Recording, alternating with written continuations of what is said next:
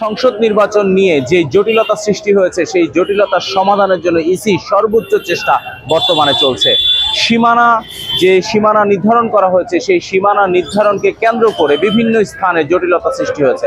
প্রায় 1760টির উপরে অভিযোগ জমা হয়েছে, যার ফলশ্রুতিতে ইসিতে একের পর এক শুনানি চলছে।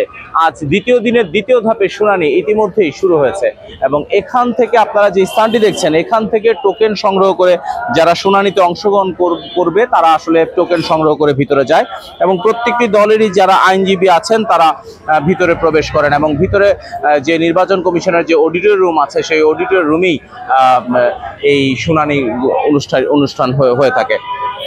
এখানে যে শুনানি কার্যক্রমটি আছে সেখানে আসলে প্রধান নির্বাচন কমিশনারের সভাপতিত্বে হয়ে থাকে এবং জ্যেষ্ঠ যে সচিব আছেন তিনি সঞ্চালনার দায়িত্ব পালন করেন এবং আমরা আরও জেনেছি যে সেখানে 4 জন কমিশনার থাকেন, যে কমিশনাররা এই শুনানি শুনে থাকেন এবং বেশিরভাগ মানুষদের একটি অভিযোগ আছে, সেটা হচ্ছে যে স্থানীয় জনপ্রতিনিধিরা সেখানে যে কথা বলতে যখন চান তখন আসলে তাদেরকে কথা বলতে দেওয়া হয় না। কিন্তু সেই ক্ষেত্রে আবার নির্বাচন কমিশন থেকে আমাদেরকে জানানো হয়েছে যেহেতু তাদের উকিল রয়েছে এবং তাদের বিজ্ঞ অ্যাডভোকেটগণ বিভিন্ন মন্তব্য করে থাকে, সুতরাং তাদের বক্তব্য শোনার পর আসলে আর কোনো কিছুই শোনার থাকে না। তবে আজকে একটি ব্যতিক্রমী ঘটনা ঘটেছিল নির্বাচন কমিশনে, সেটি হচ্ছে ধূমপান ও মাদক বিরোধী ফাউন্ডেশন একটি চিঠি নির্বাচন কমিশন বরাবর জমা দিয়েছে। সেখানে উল্লেখ করেছেন তারা যে যারা নির্বাচনে অংশগ্রহণ করবে তাদের যাতে অবশ্যই ডোপ টেস্ট করানো হয় এবং এই সীমানা নির্ধারণ নিয়ে আজকে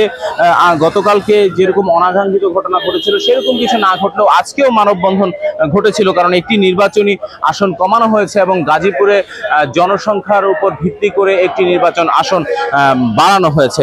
আজ 2:30-এর পর অর্থাৎ এখন যেই স্থানগুলোর কাজ চলছে সেগুলোর মধ্যে যদি আমরা যদি বলে থাকি তাহলে বেলা 2:30-এর পর থেকে কার্যক্রম শুরু হয়েছে। ঝালকাঠি 1, বরগুনা 1 এবং বরগুনা 2 এবং পিরোজপুর 1, পিরোজপুর 2 এবং পিরোজপুর 3, চট্টগ্রাম 3, চট্টগ্রাম 5, চট্টগ্রাম 8 এবং চট্টগ্রাম 10, খাগড়াছড়ি এবং রাঙামাটি, বান্দরবন এই 3টা এলাকারও সীমানা নির্ধারণ নিয়ে আজ শুনানি হবে এবং ইতিমধ্যেই শুনানি যে কার্যক্রম সেই কার্যক্রম শুরু হয়ে গেছে। নির্বাচন কমিশনারের সভাপতিত্বে সেই কার্যক্রম পরিচালনা হচ্ছে। দর্শক, আপনারা কিন্তু এখানকার বর্তমান পরিস্থিতি যদি দেখে থাকেন তাহলে গতকালকে একটু উত্তেজনামূলক হয়ে থাকলেও আজকে সম্পূর্ণ স্বাভাবিকভাবেই নির্বাচন কমিশনের যে কার্যক্রম সেগুলো চালানো হচ্ছে। তবে আইন শৃঙ্খলা বাহিনী, জলকামান থেকে শুরু করে তাদের যে নিরাপত্তা নিশ্চিত করার জন্য যা যা করা প্রয়োজনীয় সেগুলো সব কিছুই করছে। গতকালকে আমরা যদিও নির্বাচন কমিশনের ভিতরে আমরা